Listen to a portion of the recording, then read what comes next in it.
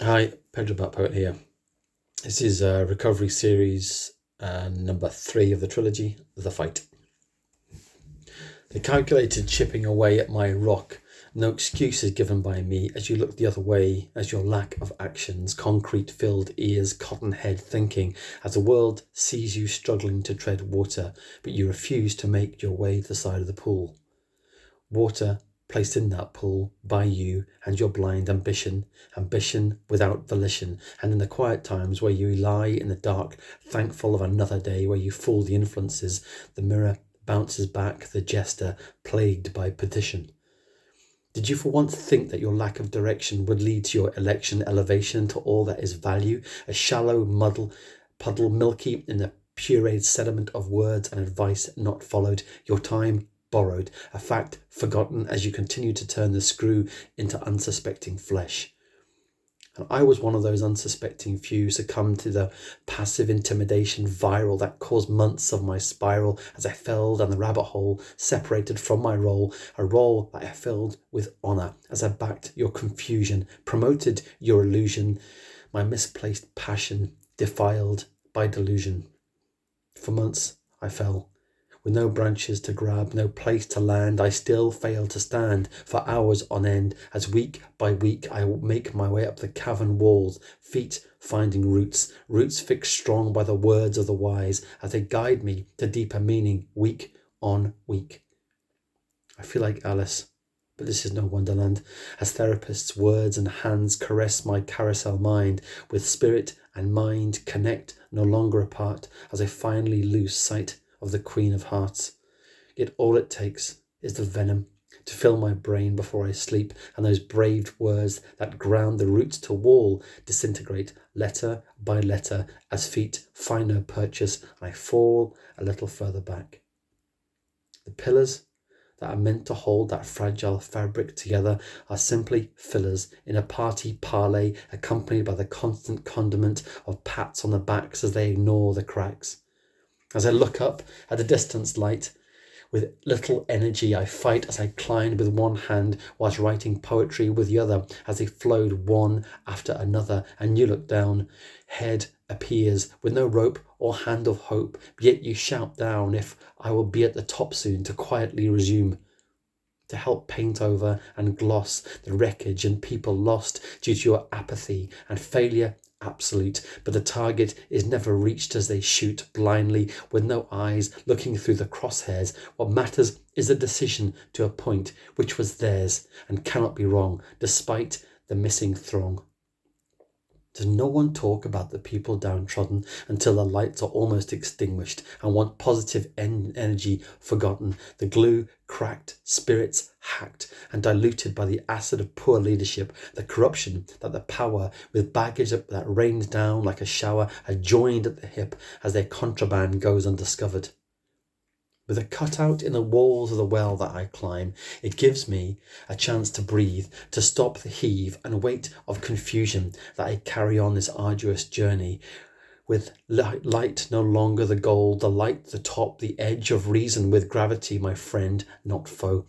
Maybe the climb should be halted as I contemplate the dig over rope. New ground uncovered leads to new foundations, fresh concrete to lay one day in a fashion that I choose as I ration my negative thoughts and moments to just 6 per day. With miner's mentality, comfort in the darkness, I plan out the tunnel and funnel the future into shoring and strength. My hope needs length, as I've been short of that of late.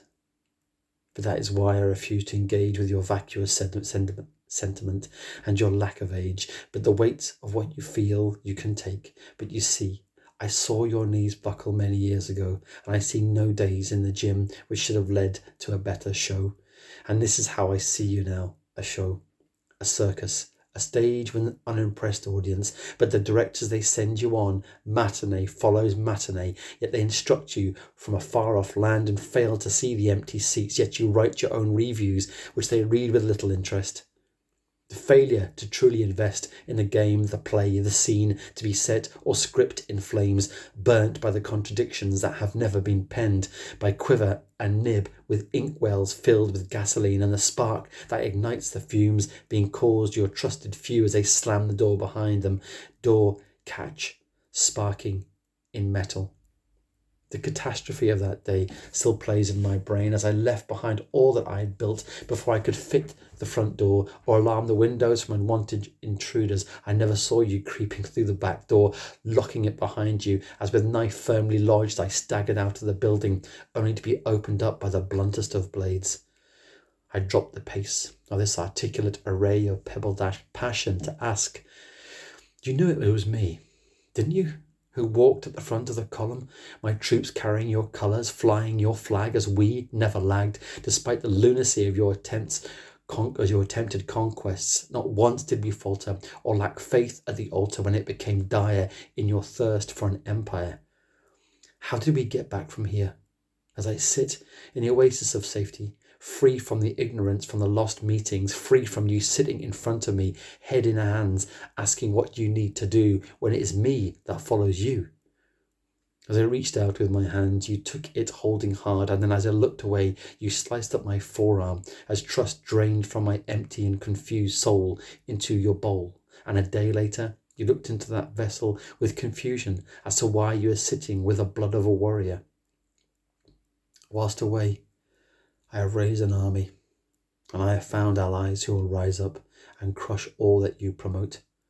not in your field of vision or your drained moat, but in the many battlegrounds of integrity and honesty and truth, their mission. So my fine reader or listener of this rambling of recovery, where do I go from here when the actions of my once trusted command had left me open, violated and drawn as my guts spewed into the street as I stepped over my writhing shell, watching devoid of emotion as I gathered up all that made me, as others flocked to my side, catching my blood in discarded plastic cups. The wounds I keep clean, with the rebuilding of my self-esteem, which you managed to clumsily unpick in a few short years, which took me 2 decades to build. As the more passion I showed, as authenticity glowed and lit up your way, my threads they frayed, until no clothing was left, and I had to leave the trenches. You need to lose me, and reflect over the loss of a warrior who laid down all arms for your success, who crushed your rebellions and took up the slack, who you rewarded with a dagger in the back. The wound is healing, my own self-believing, and with the words I have written to you as I explain where you failed, a page never to be sent, I have now dismantled all letters from this script, melted and forged into steel thread that now hold my flesh together, a constant reminder of the time where my trust turned my chrome into rust, with actions so coarse and safe that I know that I am not the one who is weak, but you backed the wrong horse.